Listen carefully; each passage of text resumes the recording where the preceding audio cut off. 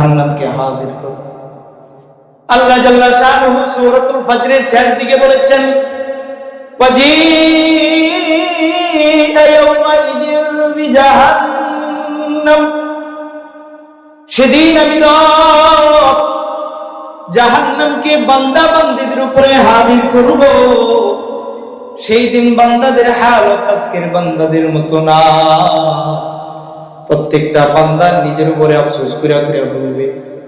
আল্লাহ জাল্লা শানুহু বলেন, ইয়াওমাইযি ইয়াতাযাক্কারুল ইনসান, যদিও বান্দা দুনিয়ার হায়াতের মূল্য বুঝে না, কিন্তু হাসরের ময়দানে মালিক যেদিন জাহান্নামকে হাজির করবে, সেই দিন বান্দারা ঠিকই বুঝবে। তাযাক্কারু, স্মরণ করা, স্মরণের সর্বোচ্চ পর্যায় হলো বোঝা। সর্বোচ্চ পর্যায় কি? ইয়াওমাইযি ইয়াতাযাক্কারুল ইনসান, জাহান্নামকে হাজির করার পর বান্দারা বুঝবে।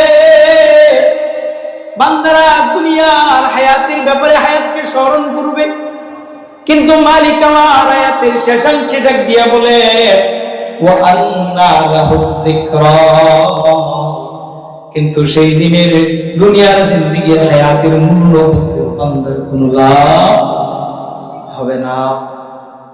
সবাই চিৎকার করে করে বলবে, ইয়াকুলু ইয়া লাইতানি কদ্দামতু লিহায়াতি, হায় রে আমি কি করলাম, কদ্দামতু লিহায়াতি, যদি দুনিয়ার জিন্দেগীর থেকে কিছু কিছু সুআমল আমি পুরা পুরা আখিরাতের জন্য পাঠাইতাম, তাহলে না আমার জন্য কতই ভালো হইতো। ইয়াকুলু ইয়া লাইতানি কদ্দামতু লিহায়াতি,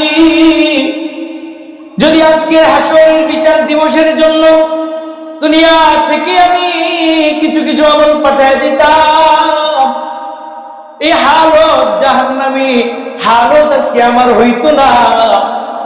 কিন্তু বান্দার চিন্তার বিষয় হইল, ময়দানে মাহশারে যদি দুনিয়ার হায়াতের মূল্য বুঝি, আমাদের কোনো লাভ হবে না। আমাদের কোনো লাভ হবে? হাসরের ময়দানে যে আপনি আমি আফসোস করব, এই আফসোসের বাস্তবতাটা কেমন? আমি প্রায়শই এই ঘটনাটা বলে থাকি। কৃষক ভাই তার খেতে গেছে হাল করার জন্য,